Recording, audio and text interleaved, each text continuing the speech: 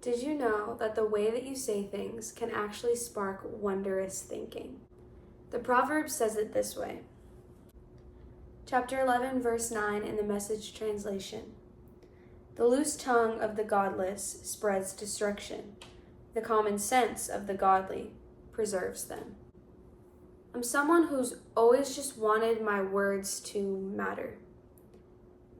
I think it speaks a little bit to why it was so hard for me to raise my hand in class growing up. I wanted to make sure that when I was called on, I had something important and of value and correct to say. I normally had the answer right, but it was that little edge of fear of being wrong or being on the negative side of things that held me back from speaking up at all. And I've talked about wanting to be on the right side of things. I've talked about not proving people wrong, but proving myself right. Not even right with man, but right with God. It speaks to my value of words. It speaks to the value that we as humans should have for communication and getting, our point across, or getting your beliefs and your heart's values across. I think we all want to be known, seen, and loved. And in order to do that first part, in order to be known, you have to share who you are. And to share who you are, you have to speak. You have to connect. You have to communicate. The way that you say things can spark wondrous thinking. That's a gift. That is a precious, precious gift. So our words and our conversations and our talking and the things that come out of our mouth should not just be for nothing. Someone told me once, don't just say things to say things. I don't want to be someone that just says things to be heard. I don't want to butt in on a conversation where my voice was really just not needed. I don't want to have loose talk or a loose tongue. I don't want to be hurried to speak. I want to know what I'm saying, and more importantly, I want to know why I'm saying it.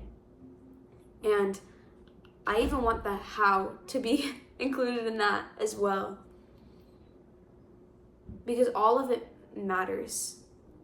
Your words can either breathe life or they can breathe death. And we only have so much time. We only have so many conversations. And that's not meant to be a negative outlook. It's meant to be a positive outlook. We only have so many conversations, so let's just do them right. Let's make our words count for something. If we're going to count the cost of following Jesus, if we're going to count the cost of living, if we're going to count the cost of waking up and breathing every single day, let's make them matter. Let's make our words spark wondrous thinking. Let's ask the right kind of questions. Let's have conversations that include the people in the room and not the people outside of the room. Let's just solve problems that we are meant to be in. Let's solve problems in our circles and not in other people's circles. Let's breathe life. If my words for somebody else can spark wondrous thinking, think about the chain reaction of that. Think about how my words become their words and their words become somebody else's. I don't want to be on the godless side of things. I want to be on the godly side of things. Let them be intentional. Let them be slow. May every word that I speak be unhurried.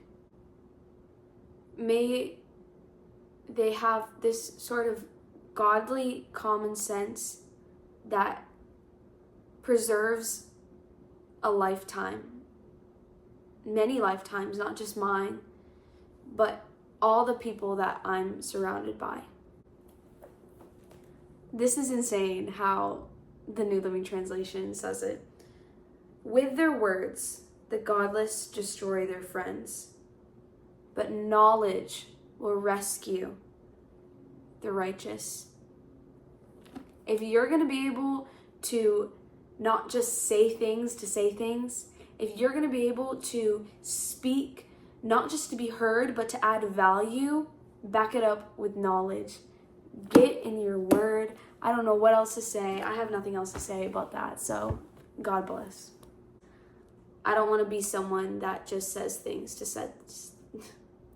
I don't want to be someone that just says things to say